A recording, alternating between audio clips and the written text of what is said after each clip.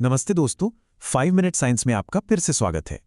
कभी सोचा है कि हमारे बटुए में जो ये प्लास्टिक के कार्ड्स पड़े रहते हैं, उनके अंदर असल में क्या है? क्या वो सिर्फ प्लास्टिक का एक टुकड़ा है या फिर उसके अंदर कोई बड़ा राज छिपा है? चलिए आज इसी राज से पर्दा उठाते हैं। अगर हम एक नॉर्मल से दिखने वाले क्रेडिट कार्ड को एसीटोन जैसे केमिकल में डुबो दें, तो पता है क्या होगा?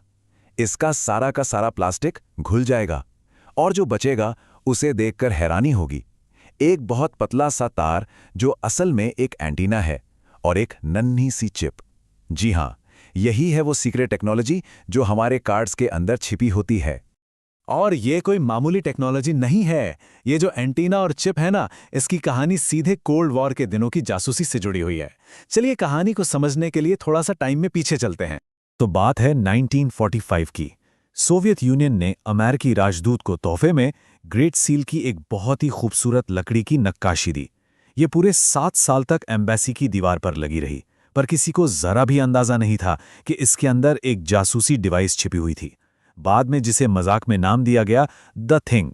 अब सबसे कमाल की बात क्या थी, पता है? इस डिवाइस में ना कोई बैटरी थी, ना कोई पावर सोर्स। तो फिर सवाल यह है कि ये 7 साल तक काम कैसे करता रहा? ये काम करता था रेजोनेंस के सिद्धांत पर।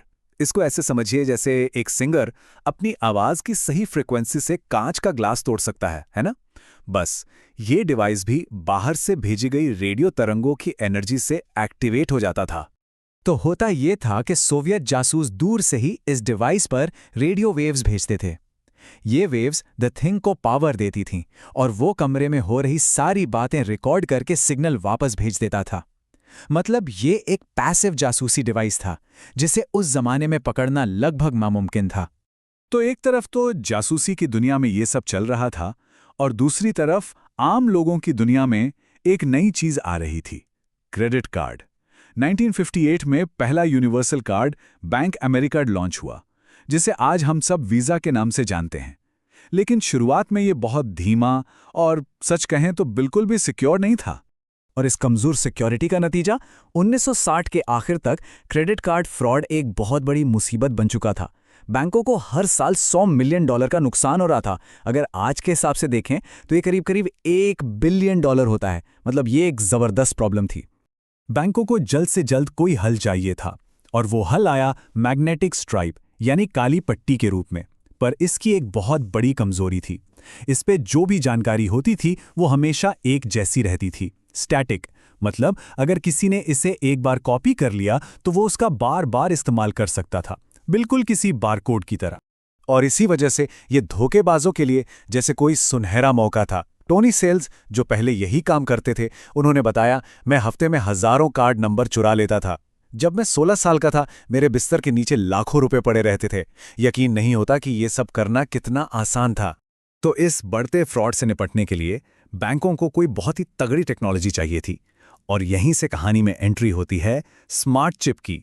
हमारे बटुए में रखा एक छोटा सा मगर बहुत पावरफुल कंप्यूटर। इस चिप ने आते ही पूरा गेम बदल दिया।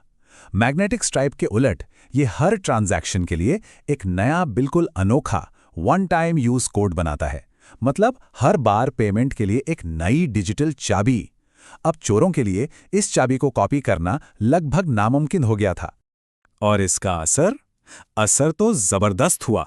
जिन देशों ने फटाफट चिप टेक्नोलॉजी अपनाई, जैसे कि यूके, वहां कार्ड फ्रॉड में 63% की गिरावट आई। और वहीं दूसरी तरफ अमेरिका जैसे देश, जिन्होंने इसे अपनाने में देर कर दी, वहां फ्रॉड 70% तक बढ़ गया। ये नंबर्स खुद ही पूरी कहानी बयां कर रहे हैं। तो सिक्योरिटी तो मिल गई, पर एक नई दिक्कत सामने आ गई, स्पीड। चिप वाले कार्ड से पेमेंट करने में लगभग 10 सेकंड ज्यादा लगते थे। तो अब नई रेस शुरू हुई, स्पीड और सिक्योरिटी को एक साथ लाने की। और इस प्रॉब्लम का सॉल्यूशन कहां से आया? घूम फिरकर वापस उसी पुरानी जासूसी टेक्नोलॉजी से। द थिंग की तरह ही हमारे कॉन्टैक्टलेस कार्ड्स भी NFC यानी नियर फील्ड कम्युनिकेशन का इस्तेमाल करते हैं। पेमेंट मशीन एक छोटा सा मैग्नेटिक फील्ड बनाती है और हमारा कार्ड बिना टच किए ही उस फील्ड से पावर लेकर फटाक से पेमेंट कर देता है।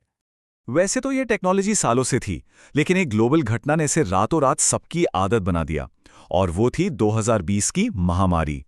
लोग किसी भी चीज को छूने से बच रहे थे और टैप टू पे इसका सबसे अच्छा सल्यूशन था।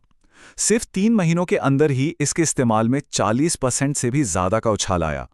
तो अब हमारे पास स्पीड भी है और सिक्योरिटी भी। लेकिन क्या इसका मतलब है कि हम 100% सेफ हैं? चलिए अब देखते हैं कि इस कॉन्टैक्टलेस दुनिया में हम खुद को और कैसे सुरक्षित रख सकते हैं। हाँ, एक रिस्क जरूर है जिसे डिजिटल पिक पॉकेटिंग कहते हैं। मतलब कोई चोर एक खास स्कैनर से दूर से ही कार्ड से पैसे निकालने की कोशिश कर सकता है। लेकिन घबराने की बात नहीं है। इससे बचने के कुछ आसान से तरीके हैं। सबसे पहला, अपने बैंकिंग ऐप पर ट्रांजैक्शन नोटिफिकेशंस हमेशा ऑन रखें। दूसरा, हो सके तो फोन के मोबाइल वॉलेट जैसे एप्पल पे का इस्तेमाल करें। और तीसरा, और ये काफी मजेदार है, अपने वॉलेट में एक से ज्यादा कॉन्टैक्टलेस कार्ड साथ रखें। इससे स्कैनर कंफ्यूज हो जाता है। इन सब में सबसे जरूरी है फोन पर नोटिफिकेशंस ऑन रखना। किसी भी गलत ट्रांजैक्शन को पकड़ने का ये सबसे तेज तरीका है। तो हमारा सफर जासूसों से शुरू हुआ, फिर स्वाइप पर आया और अब हम टैप पर हैं। क्या लगता है इसके बाद पेमेंट की दुनिया में अगला बड़ा बदलाव क्या होगा? अगर ये पसंद आया तो लाइक बटन दबाइए, इसे अपने दोस्तों के साथ शेयर कीजिए और ऐसे ही मजेदार कंटेंट के लिए सब्सक्राइब करें। नीचे कमेंट्स में अपने विचार जरूर बताइएगा। कल इसी समय मिलते हैं।